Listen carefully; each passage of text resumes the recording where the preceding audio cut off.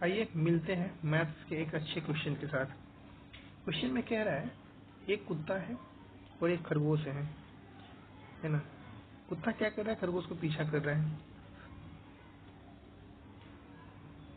खरगोश कुत्ते से 125 कदम आगे है। ये रहा आपका कुत्ता, ये रहा आपका खरगोश।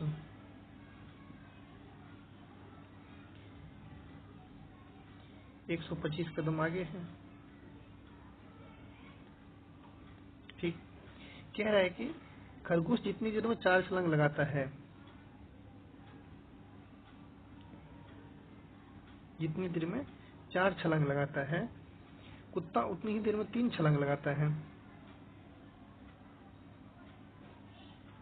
3 छलांग लगाता है। खरगोश और कुत्ते द्वारा एक छलांग में तय की गई दूरी 1.75 मीटर और 2.75 मीटर। तो मान लेते हैं हम 1 सेकेंड में क्या करता है खरगोश, 4 सेकेंड लगाता है।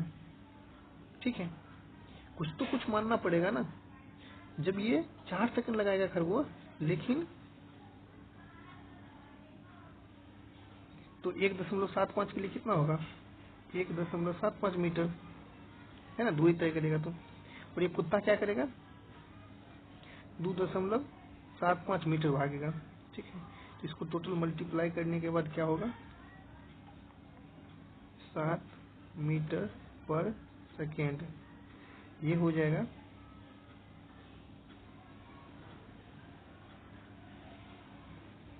8.25 मीटर पर सेकेंड। ठीक है, खरगोश क्या कर रहा है, अब ध्यान से सुनना है। 7 मीटर पर सेकेंड के हिसाब से भाग रहा है, तो कुत्ता 8.25 मीटर पर सेकेंड के हिसाब से भाग रहा है। यहाँ तक कोई दिक्कत नहीं। एक बात ध्यान से यहाँ पढ़ना है क्वेश्चन को। 125 छलांग क्या है ना, 125 छलांग आगे है खरगोश। तो 125 छलांग अगर आगे है, ठीक है, 125 छलांग आगे है। ठीक, लेकिन 1.75 मीटर भागता है ना छलांग में। 125 छलांग अगर लगाए, 125 छलांग लगाने के लिए क्या करेगा, 1.75।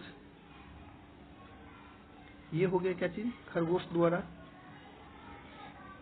अब कह रहा है कि ज्ञात करो कितने छलांग में कुत्ता खरगोश को पकड़ लेगा।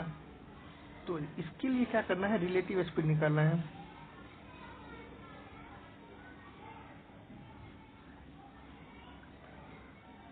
रिलेटिव स्पीड का मतलब होता है, ठीक है, ये भी अगर खरगोश भी इधर भाग रहा है, कुत्ता भी अगर आगे भाग रहा है, तो रिलेटिव दोनों का डिफरेंस कर लो।